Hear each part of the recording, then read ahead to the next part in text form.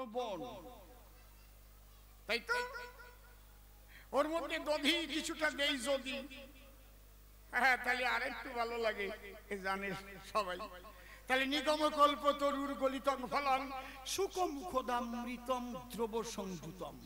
যখন সুখের মুখে পড়ে, দাঁড়িয়ে বলি সভা পড়ে, ওই মুখের ভিতরে যে রস নিহিত রয়, ওই রসের সঙ্গে ওই রস মিলিত হলো। মিলে কি হলো? নিগম কল্পতরুর গলিতং ফলং সুকমুখদামৃত দ্রব সংযুতং পিবত ভাগবত রসমালয়। তখন ভাগবত রসময় হইল। পান করে কারা? মুহুর মুহুর ভক্ত ভুবি ভাবুকা যারা। এই ভক্ত যারা, সেই ফলের রস পান করে তারা মৃত্যুময় সাগর থেকে অতিক্রান্ত হয়ে গোবিন্দের চরণে পৌঁছায়। এই জন্যে ভাগবত কথা শোনাইতে আমি এসেছি তোমার সাক্ষাতে। সনাতন ধর্মে বহু গ্রন্থ আছে সুনিশ্চয়, কিন্তু এই মধুময় মধুর কথা বসে শোনেন বিজ্ঞ শ্রোতা। এই লীলা গাথা আর নাই কোনো জায়গায়। বৃন্দাবনের শব্দের আগে মধুর বসানো হয়। মধুর অযোধ্যাও বলে না, মধুর দ্বারকাও বলে না, বলে যে মধুর মথুরার থেকে একটু ঘুরে এলাম। কিন্তু কি বলে? মধুর বৃন্দাবন। হ্যাঁ, কায়দা আছে, দেখেছেন? তাহলে বৃন্দাবনকে কেন মধুর বলে? বৃন্দাবনে হয়েছে মধুর লীলে। শান্তদাস্য সখ্য বাৎসল্য মধুর যারে কয়, সেই মধুর লীলা করিয়াছে আমার কৃষ্ণ রসময়। সেই মধুর লীলা গাথা তোমাকে শুনাই। এর চাইতে মধুময় কথা আর ত্রিজগতে নাই। এই কথা মন দিয়ে তুমি করিও শ্রবণ। এই কথা শুনিতে শুনিতে রাজা বলি তোমার সাক্ষাতে তোমার আত্মা যদি দেহ ছেড়ে যায়, গোবিন্দ চরণে পৌঁছাবে বিলক্ষণ। এই জন্যে তোমার কাছে ভাগবত কথা করিয়ালাপন। অনেকভাবে বললাম, কিন্তু এতে ওর পোষাবে কিনা তা আমি জানি না। পোষাবে তো পোষাবে, না পোষাবে তো গোসাবে। আমি করবো কি? ওর ভালো করবার জন্য আসছি নাকি? আর কত বড় বড় প্রশ্ন করার পরে বলে আমি সংক্ষিপ্ত প্রশ্ন করে গেলাম। আসলে এর একটাও সংক্ষিপ্ত, প্রত্যেকটা ব্রড কোশ্চেন না, বড় বড় না। কি গোসাইটা কি করে? ছোট্ট একটা গল্প মনে পড়ে। এক শয়তান যাচ্ছে পথ ধরে, তো পথের পাশে এক বুড়োর বাড়ি। বুড়োর খেজুর গাছ আছে ৩-৪ কুড়ি। মাঘ মাসের সময় খেজুর গাছে তো ভালো রস হয়, পাঠিয়ে দেয় হাড়ি নাকি। ওই রস নিয়ে আসলো। ওই রস দিয়ে মিষ্টান্ন রান্না করে নিয়ে 22খানা থালা ভরে রেখে দিয়েছিল, একটু ঠান্ডা হোক, তারপরে সবাই মিলে খাবে, পরিবারের লোক। আর বুড়ো লাঠি নিয়ে বসে পাহারা দিচ্ছে যাতে কুকুর বিড়ালে না খায়। এই টাইমে রাস্তা দিয়ে ওই শয়তান যায়। আর ওই নলেন গুড়ের মিষ্টান্নর গন্ধ যদি কেউ পায়, ওরে বাবা, পাগল হয়ে গেছে।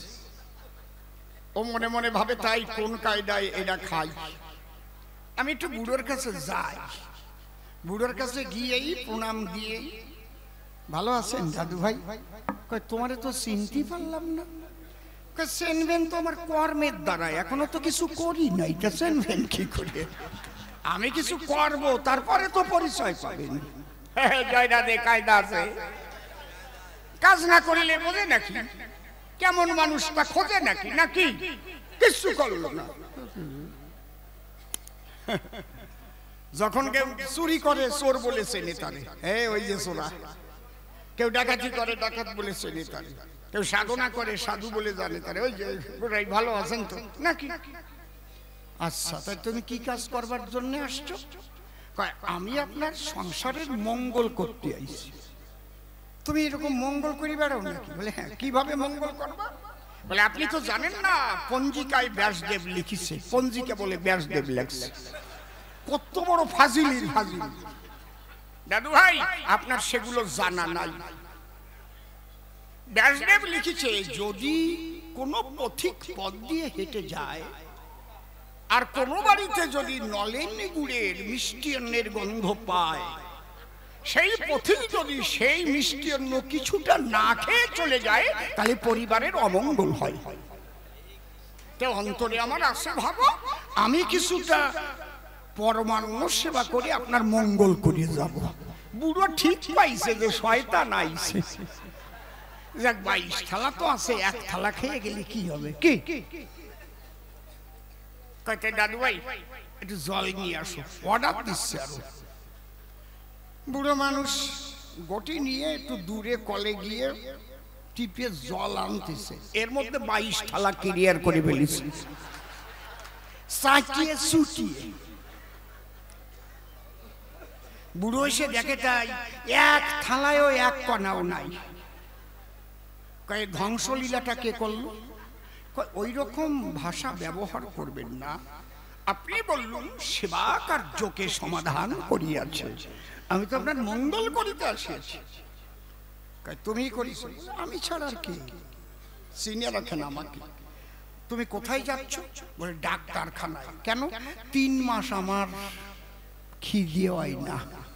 কই ওরে শয়তান, 22 থালা খাবার পরে ডাক দিয়ে কয় আমার ধারে 3 মাস নাকি খিদে নাই ওর পেটের ভিতরে। কয় ডাক্তারের কাছে যাব, খিদে হওয়ার ওষুধ খাবো।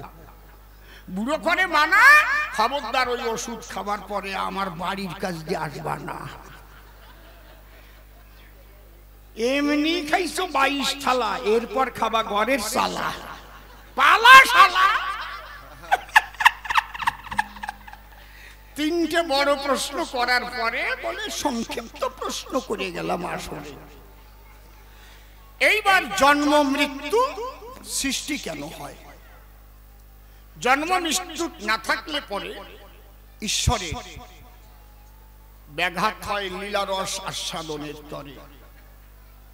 মানুষের কর্মফল কি করে পায় তুমি বলো তো আমার ঠাই?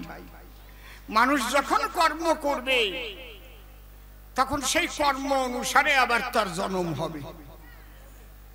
সে যদি কোনোদিন আর না মরে কর্মফল আর দেওয়া যায় কারে? যদি কেউ মানুষ রূপে জন্ম ধরে শিয়াল কুকুরের মতো কাজ করে তাহলে তো সে কুকুর জন্মে তার পাঠাতে হবে, আর মরবেই না, সেটা কুকুর কি করে হবে? এর বোধ আছে কোন রাজার? জন্ম মৃত্যু না থাকিলে ঈশ্বরকে বিশ্বাস করবে না কেউ কোনো কালে। ঈশ্বরকে আর সাধনাই বন্ধ হয়ে যাবে, ভাববে আমি ঈশ্বর। এই জন্মে জন্মের পরে মৃত্যু দিল বসে শোনেন জ্ঞানী দল। তাই বুড়ো বুড়ি ডাক দিয়ে কি কয়? জন্ম মৃত্যু বিয়া 3 বিধাতারে নিয়া। দেখো যারা যারা একটু শক্তি হাতে পেয়েছে, অমরও হয় নাই, তারা তখন দেবতাদের আক্রমণ করেছে। মহিষাসুর মনে মনে ভেবেছিল তাই আমাকে মারার মতো ত্রিজগতে কেউ নাই, কিন্তু ব্রহ্মা বলেছিল একমাত্র নারীর হাতে তোমার যাবে জীবন। ও কি বলেছিল? নারী নারী আমাকে মারিতে পারিবে না কখন, এই জন্য আমার কোনোদিন আর হবে না মরণ। তাই দেবতাদের করে করে আক্রমণ স্বর্গচ্যুত করেছিল মহাশয়। আর একজন দৈত্যের কথা বসে শোনেন বিজ্ঞ শ্রোতা, সে ভজন করেছিল পাগলা পঞ্চানন। তার নাম কি? বৃকদৈত্য। সে যখন হলো সাধনায় মত্ত, শিব এসে দিল দর্শন। এই খোকা তুই কি চাস? বলে কে এলে তুমি আমার পাশ? বলে তুই যার করেছিস সাধন, আমি সেই পাগলা ভোলা কান্দে আমার ভিক্ষার ঝোলা, দেখিস না আমি হরি ভোলা থাকি সর্বক্ষণ। তুমি এসেছো,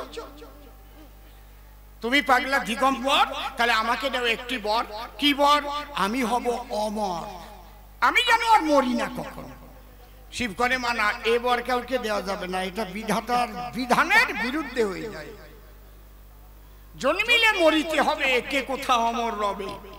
জাতস্যহি ধ্রুবং মৃত্যু ধ্রুবং জন্ম মৃতস্য, এটা ঈশ্বরের বিধানে লেখা রয়। তুমি কথা লও, অন্য বর চাও। ঠিক আছে তাহলে বর পাল্টায় নেই ভোলা মৃত্যুঞ্জয়। কি? এই বর যাও তুমি, ওগো ভোলানাথ, আমি যদি কারো মাথায় দিয়ে বসি হাত, সে যেন সঙ্গে সঙ্গে হয় ভস্মাৎ। মানে যার মাথায় হাত দেবে তার মাথা ভস্ম হয়ে পুড়ে যাবে। শিব তখন ডেকে কয় এটা দেওয়া যায়। বৃকদত্ত ভাবে তাই, জম আমারে টাচ করার আগে যদি জমের মাথা ছুঁয়ে ফেলাই তাহলে জম মারিয়ে ফেলবো, তাহলে আর মরবো না। হরিবল হরিবল, কায়দা করত। এই বর যখন দিল, বর দিয়ে শিব হাঁটা দিল। ওই সময় নারদ গিয়ে বৃকদত্তরে কয় এই কি বর পাইছিস? বলে দিয়েছে বর হাত দেবো যার মাথার পর সে কিন্তু হবে ভস্মময়। কয় অনেক সময় দেবতারা বর মিথ্যাও দিয়ে যায়। বর এক্সামিন করেছিস, পরীক্ষা করে দেখেছিস হয় কিনা? বৃকদত্ত বলে নারদের গোচর, তাহলে এগোই দাঁড়াও, তোমার মাথার পর দেই, হাত দেই তোমার মাথার পর। নারদ আমারে দিবি কে? তোরে যে বর দিয়ে যায় ওর নাম হচ্ছে মৃত্যুঞ্জয়। ওর মাথায় হাত দিলে যদি মরে তাহলে বুঝবো ঠিক বর দিয়েছে তোরে, মৃত্যুঞ্জয় রে মারা দরকার। কয় ভালো কথা কইছে তো। অমনি শিবের পিছনে পিছনে দৌড়াইছে, এই দাঁড়াও দাঁড়াও। শিব কয় তোরে বর দিছি আবার দাঁড়াও মানে? এক পাও বুঝি বাড়াও। শোনো তুমি দিগম্বর, ঠিক বর না বেঠিক বর, হাত দিয়ে তোমার মাথার পর পরীক্ষা করতে আসে অভিপ্রায়। কয় তুই আমার মাথায় হাত দিবি কেন? আমি যে তোর গুরু। কয় গুরু দিয়েই হবে বউনি শুরু। বাবা, শিবের বুক কাঁপে দুরু দুরু। শিব দৌড়ানি করছে শুরু। উভয় সংকটে পড়িল শিব, মিথ্যা কথা নয়। মাথায় হাত দিলে যদি মাথা ভস্ম হয় তাহলে মিথ্যা হয়ে যাবে, তার নাম মৃত্যুঞ্জয়। আর যদি ওই মাথা ভস্ম নাই হয়, দত্ত বলবে মিথ্যা বর দিলে মৃত্যুঞ্জয়। কি যন্ত্রণা! না দৌড়াই তো আর পারে না, একবারে কালীর কাছে গিয়ে দাঁড়ায়। কালী দেখে বলে ডেকে, তোমাকে তো কখনো দেখিনি এই অবস্থায়, কেন তুমি দীর্ঘশ্বাসে ছুটে এলে আমার পাশে? শিব তখন মনের ত্রাসে কালীর পাশে ডেকে ডেকে কয় ওই দেখো ওই দেখো, বৃকদত্ত আমার মাথায় হাত দিবার চায়। কয় হাত দিলে কি হবে? কয় হাত দিলে আমার মাথা ভস্ম হবে। কয় শক্তি পাইছে কোন জায়গায়? কয় আমি দিছি। কালী তুমি কথা লবে, তাড়াতাড়ি খাড়াটা নিয়ে গিয়ে ওর মুন্ডুটা কাইটে ফেলাবে। কালী করে মানা, ওই ঝামেলার মধ্যে আমি যাব না। আমি কোপ দেওয়ার আগে তো আমার মাথায় হাত দেবে, আমার মাথায় বর্ষ হয়ে যাবে। শিব দেখে বলে তাই কালী, আমার তাহলে আর উদ্ধারের পথ নাই? বলে আছে। তুমি কয়দিন থাকো আমার কাছে? সোনার কাশি ত্যাগ করে মনপ্রাণ এক করে শ্মশানে মশানে করো পরিভ্রমণ। আমার কাছে বলো দেখি ও শিব বিরূপাক্ষী, কয়দিন আমার বিছানায় তুমি করিছো শয়ন? তুমি হা কৃষ্ণ গোবিন্দ বলে ভাসো দুই নয়নের জলে, যার নাম সারা জীবন করিলে একবার যাও শ্রীকৃষ্ণের কাছে কও, সে যদি ইচ্ছা করে বিপদ মুক্ত করতে পারে আমার বিপদ ভঞ্জন। শিব বলছে বাহ বাহ, ভালো কথা তো। এই দেখেন, সতী নারী থাকলে ঘরে শুভ বুদ্ধি দান করে। ক্রোধে হাস্যা রতিবেশ্যা ভোজনে জননী সমা, বিপদে সুবুদ্ধি দাত্রী সা নারী প্রাণ দুর্লভা। আর অসতী নারী যদি হয় ভাবে ওরা যেন তাড়াতাড়ি মরিয়ে যায়, মরে না মিনসে বললি বাঁচতাম না। আর সতী নারী থাকলে ঘরে কঠিন বিপদে স্বামীকে তখন শুভ বুদ্ধি দান করে। অমনি পাগলা দিগম্বরে কৃষ্ণের ধারে দিল দর্শন। প্রণামিয়া পায়, শিব ডেকে কয় বিপদে পড়েছি শ্রী মধুসূদন। কি হয়েছে? বলে ওই যে বৃকদত্ত আসছে, আমার মস্তকে হস্ত দিয়ে মস্তক ভস্ম করিতে চায়। এখন কয় এত বড় শক্তি পেল কোথায়?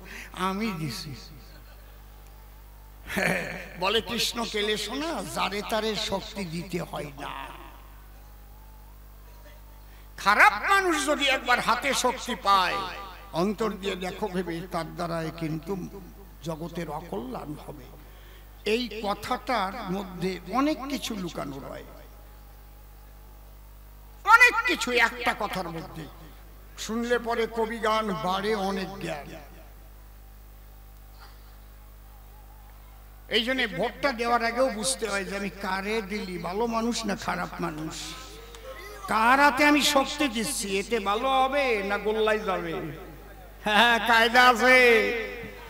কি হরিবল, খারাপ মানুষ যদি একবার শক্তি হাতে পায় তার দ্বারাই কিন্তু জগতের অকল্যাণ হয়। শিব বর দিয়ে বইছে, আর অত শক্তি পাইছে, তোরে এইবার মারবো। কায়দা আছে, অত সোজা না। এই জন্য যারে তারে শক্তি করিবে না দান, তাহলেই হবে মানবের অকল্যাণ। একবার শক্তি দিয়ে বসলে পরে অনেক কিছু করতে পারে সেই শক্তির জোরে। শক্তি দিয়ে দিছো তো তুমি, কায়দা আছে। এই জন্য বলে কৃষ্ণ খেলে শোনা, যারে তারে শক্তি দিতে হয় না, বিবেচনা করিয়া শক্তি করিও সবে দান, তাই না হলে সেই শক্তিতে ঘটবে অকল্যাণ। দেখে বলে ভোলানাথ ঈশান, মানে দিয়ে বইছি, বাঁচাও ভগবান। কই যা ওই বটতলা গিয়ে দাঁড়াও। শিব দাঁড়ালো বটতলায়, আমার কৃষ্ণ রসময় দেখতে দেখতে একটা যুবতী নারী হয়। যুবতী নারী হয়ে হেলে দুলে বদনে মধুর হাসি নিয়ে ওই দৈত্যের সামনে গিয়ে দাঁড়ায়। দৈত্য যখন দেখলো নারী, নারী রূপ তো বলিহারি, এই নারীকে যদি আমি নিতে পারি তার চাইতে থাকে না আনন্দের বিষয়। হাত দেওয়াটাও ভুলে গেছে।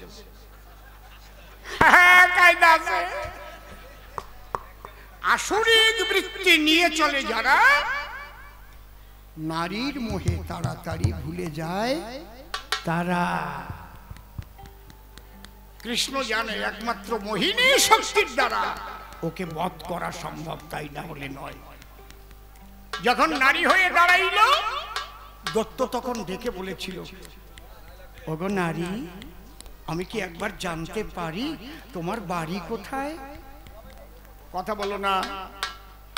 নারী ডেকে বলে, তাই আমার কোনো ঘর বাড়ি নাই, আমি ঘুরিয়ে বেড়াইব না নয়। ও তোমার কেউ নাই? কেউ নাই।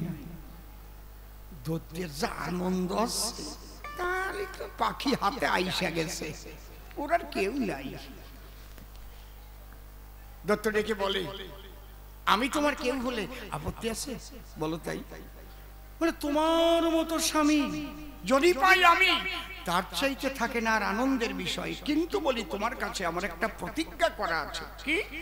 আমি যেভাবে নাচবো ঠিক সেইভাবে যদি কেউ নাচে, তাকে স্বামী করার বাসনা আমার আছে সুনিশ্চয়। দত্ত কয়, কেন বসে আসো? তাহলে এইবার তুমি নাচো, আমিও তোমার সঙ্গে নাচবো সুনিশ্চয়। এইবার নাচনা আরম্ভ হয়ে গেছে। সোহাগে চাঁদ বদনে ধনে নাচো তো দেখি, সোহাগ চাঁদ বদনে ধনে নাচো তো দেখি, সোহাগ চাঁদ বদনে ধনে নাচো তো দেখি, ধনে নাচো তো দেখি, ধনে নাচো তো দেখি, ধনে নাচো তো দেখি, সোহাগ চাঁদ বদনে ধনে নাচো তো দেখি, সোহাগ চাঁদ বদনে ধনে নাচো তো দেখি। নৃত্যের কতগুলো মুদ্রা আছে, যারা ভালো নাচনা শিখেছে তারা জানে। কি করলো? নাচিতে নাচিতে আমার কৃষ্ণ মতো হাত দিয়ে নাচে নিজের কোটি রনু করে, সোহাগ চাঁদ বদনে ধনে নাচো তো দেখি, সোহাগ চাঁদ বদনে ধনে নাচো তো দেখি। এভাবে নাচবে, ও তো সেইভাবে নাচবে। কৃষ্ণচন্দ্র কোটিতে হাত দিয়ে নাচছে, দত্ত নাচতেছে। কায়দা, ওরে কাঁসাই নিয়ে আসতেছে আর কি। নাচিতে নাচিতে আমার কৃষ্ণ জগন্নাথ নিজের ওষ্ঠে যখন নিজে দিল হাত, সোহাগ চাঁদ বদনে ধনে নাচো তো দেখি, সোহাগ চাঁদ বদনে ধনে নাচো তো দেখি। দত্ত আঙুল দিয়ে নাচনা আরম্ভ করেছে। এইবারে নাচিতে নাচিতে আমার কৃষ্ণ নিল নিজের মাথায় নিজে কৃষ্ণ যখন হাত দিল,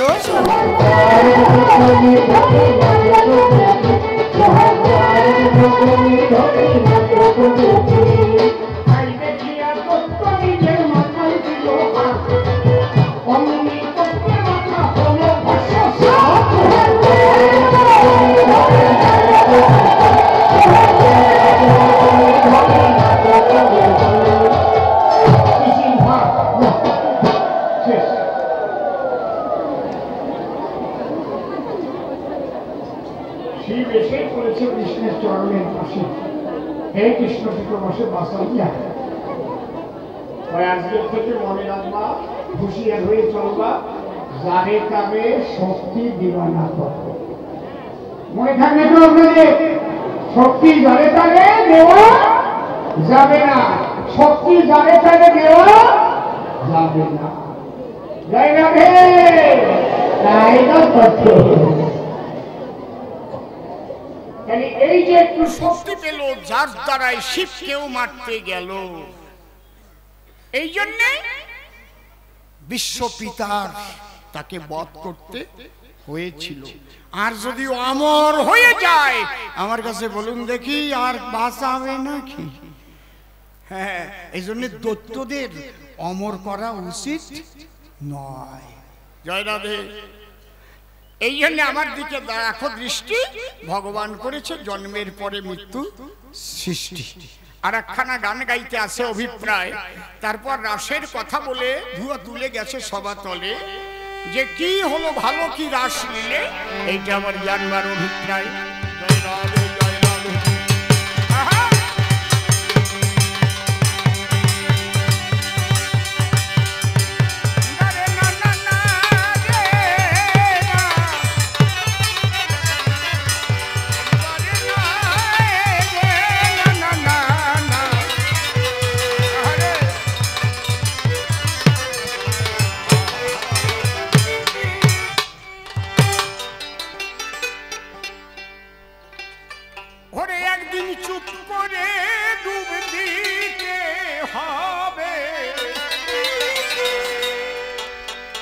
অচিন সাগরে চুপ করে অচিন সাগরে অচিন সাগরে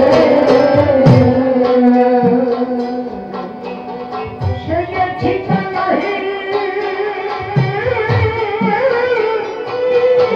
ভাই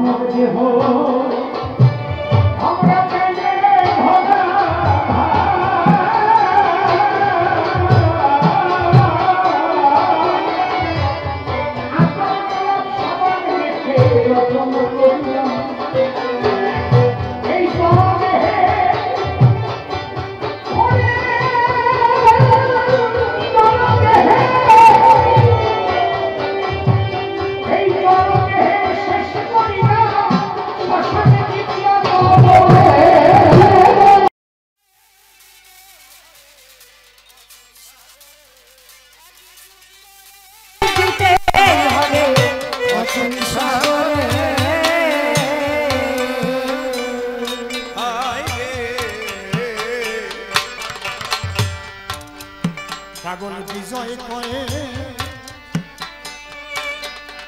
আমার বুঝিবার সাধ্য নাই রে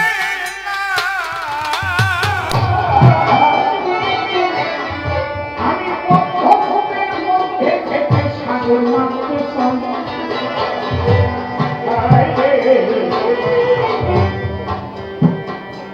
পাগল বিজয় করে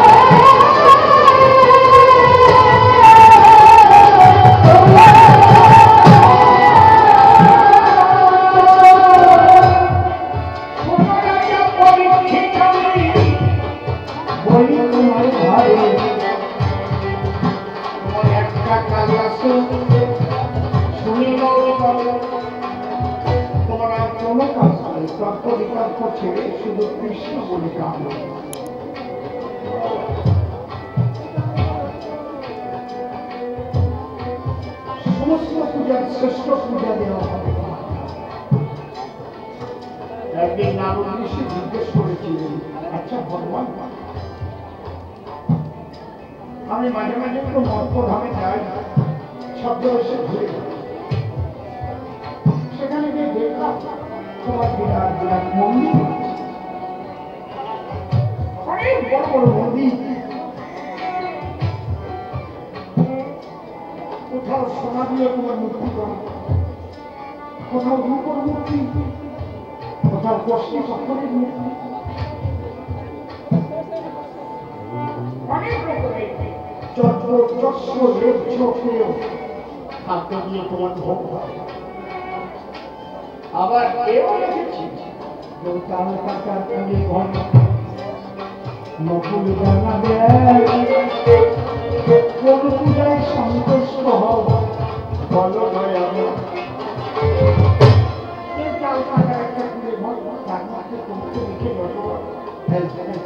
এরকম হয়ে গেল।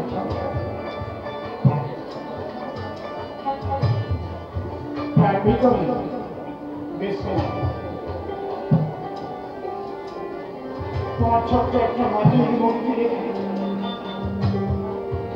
সেখানে পূজা একটা নতুন গাছ, এর কোন পূজায় তুমি সন্তুষ্ট ও যে সমস্ত এইগুলো তুমি জানিয়ে দাও, কিছু রাখবে না, যেন প্রতিদিন সকালে আমার নামে একটা ফুল দান দাও।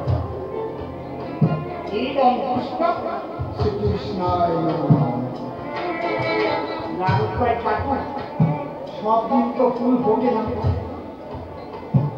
ফুল না ফুটে দিতে পাতা থাকে পুষ্প ফলন আমি জমে ভক্তা বলেছি।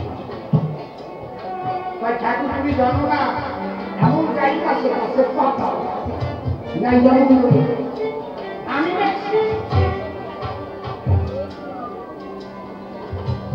যদি না থাকে তাহলে একটা কাজ একদম বন্যার জল হাতে নিয়ে গাই দিয়ে দেব কৃষ্ণ বলে প্রদান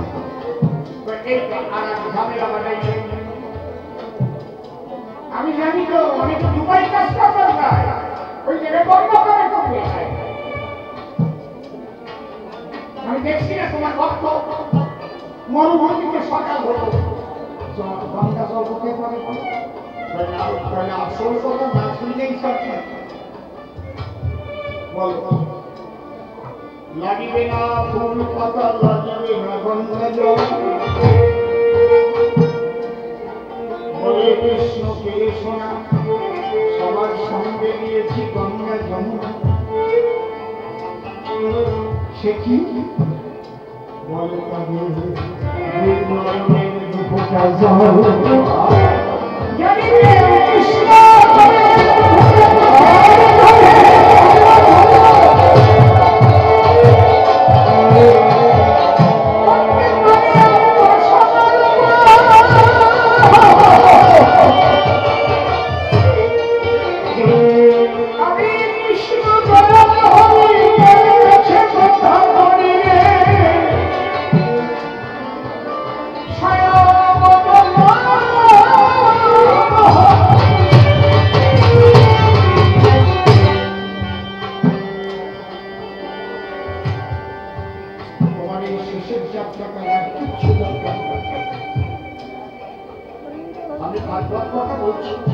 তুমি কৃষ্ণ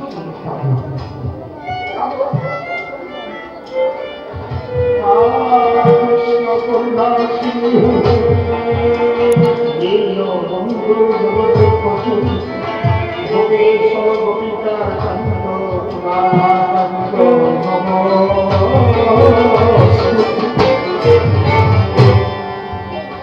আর এই যে যত সাধু মহাপুরুষরা হরি হরি হরির পারে বসেছে, শুধু কৃষ্ণ বলে সকলের চরণ ধরি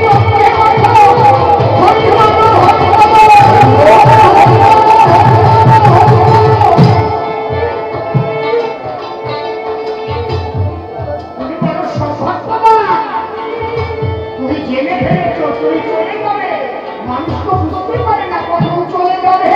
তাই সে কৃষ্ণ বলার সময় হয় না, একবার কৃষ্ণ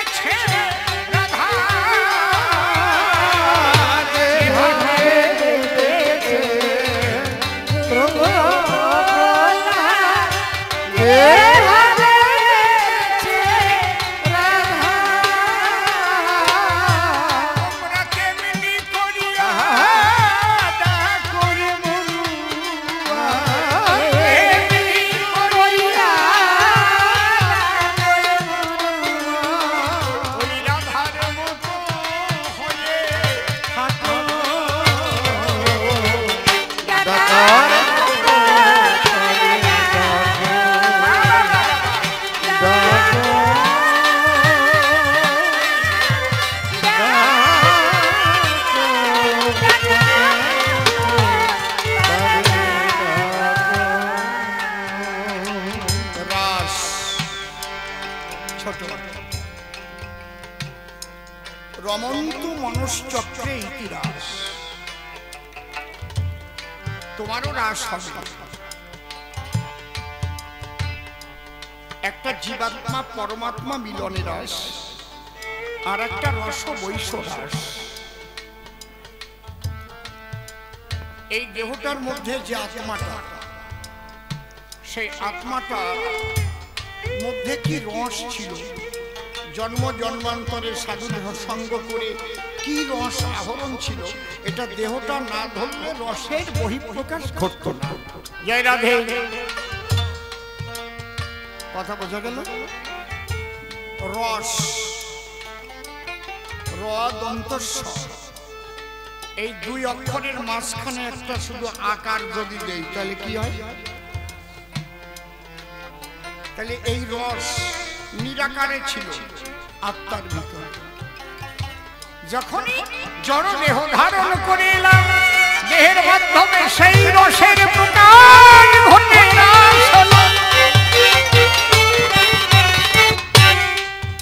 অনন্ত অসীম অনাদি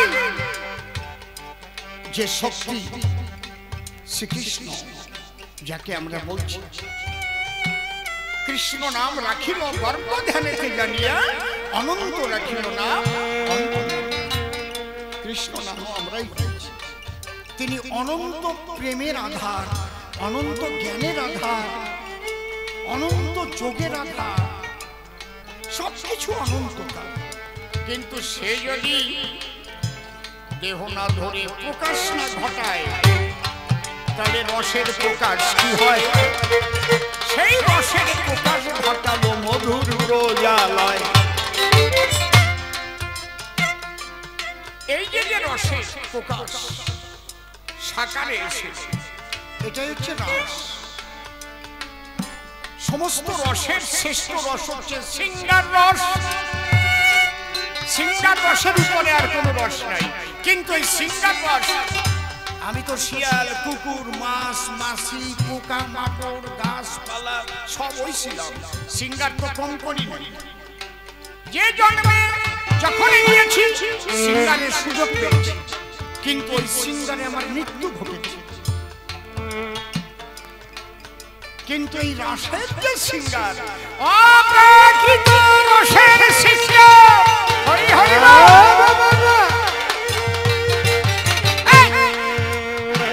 তাই বলছে সামাল কইরা বাও মাঝি তোমার না তরঙ্গে বইয়াছে গড়িয়া, তরঙ্গে বইয়াছে গড়িয়া, সামাল কইরা বাবা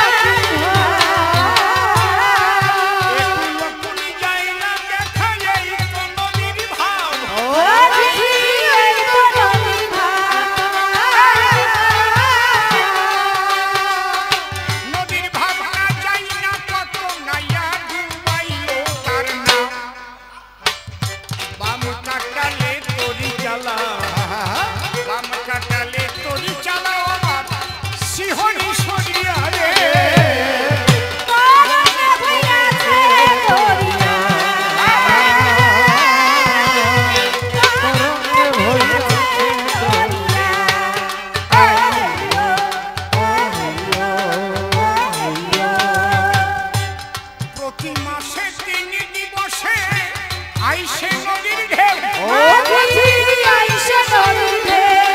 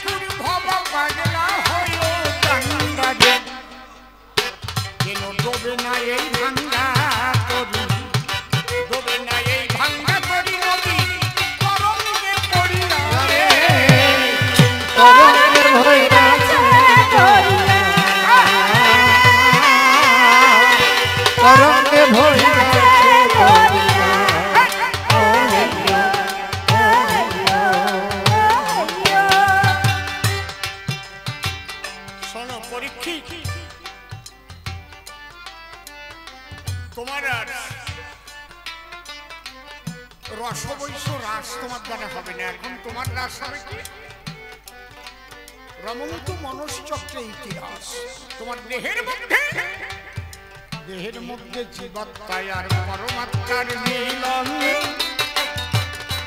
তার মধ্যে রাসরস তুমি করবে আস্বাদন। দেহ বৃন্দাবন মাত্র, আমি তো নন্দের পুত্র মন রূপী শ্রীনন্দের নন্দন। মমতা যশোদা কোলে আনন্দে সদা খেলে যুক্ত করি শ্রীনন্দের নন্দন।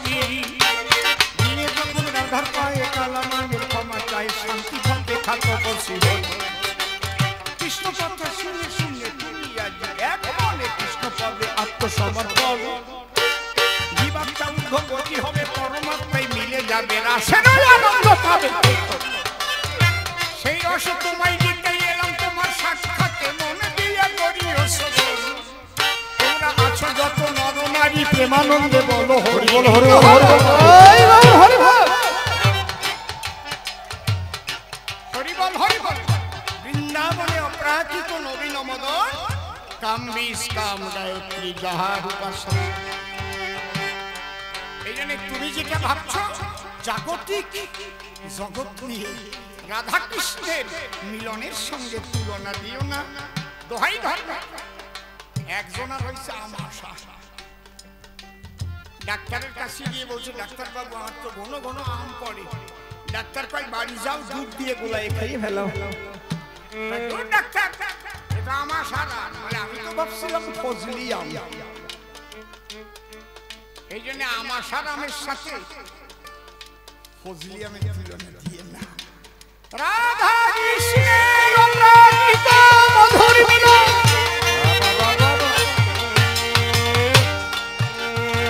যেথা নাই কামের গন্ধ, যেথা শুধু আনন্দ, তাই তো মধুর বৃন্দাবন। প্রথমবারে আর তারে বলবো না দেখি এবার পুনরায় সে কি করে আলোচনা। আবার যখন সভায় এসে নূতন প্রশ্ন করবে দান, আমি আবার এসে রসভাষে দেব সমাধান। একবারে সবকিছু যদি বলে যায় ও ভাববে আমাকে কেন আনলো, আমি তা বুঝি নাই। এই জন্য যতই করি আমি ভালো ভালো জবা, দেখিও জ্ঞানের দ্বারাই এর মধ্যে কি ধরে অভাব। তবে মনে রেখো গোবিন্দ ভজনে বিশুদ্ধ ভক্তি চাই। ভক্তি পেতে হলে বাক্য রক্ষা করা কিন্তু চাই। আর পিতৃধন রক্ষা করে চলো সর্বজন, যখন তখন যেখানে সেখানে ঘটাইও না মরণ। এই তত্ত্ব শ্রী গুরুর কাছে তুমি জানতে পাবে, বাঁচার সন্ধান শ্রী গুরু তোমায় দিয়ে দেবে। শিক্ষা গুরু কৃষ্ণ আমার শিক্ষা গুরু রাই, বৃন্দাবনের ভজন তত্ত্ব যাহার কাছে চাই। কি হয় ঊর্ধ্ব না হইলে দিবে যাবে জনমন। পুরুষের লিঙ্গ হয় মস্তকে মনি, তাহা দিয়া খেলা করে দেব পদ্মজন। সাধকের স্থান হয় বৃহৎ বৃন্দাবন, শিরাধিকা হইবে তাহার প্রেমের মোহায়। প্রেম স্বরূপিণী রাধা বলি সবার বরাবরই, রাধা কৃষ্ণ প্রেমানন্দে বলো হরি বল। এই তত্ত্ব জানতে হলে শ্রী গুরুর কৃপায় আশ্রয় নিতে হবে বললামে সভায়। আর কেন বেশি কথা বলিবারে যাই, বেশি বলেই আমার প্রয়োজন কিছু নাই। আপনারা আশীর্বাদ করবেন সর্বজন, তাই যেন আপনাদের বাতুল চরণ।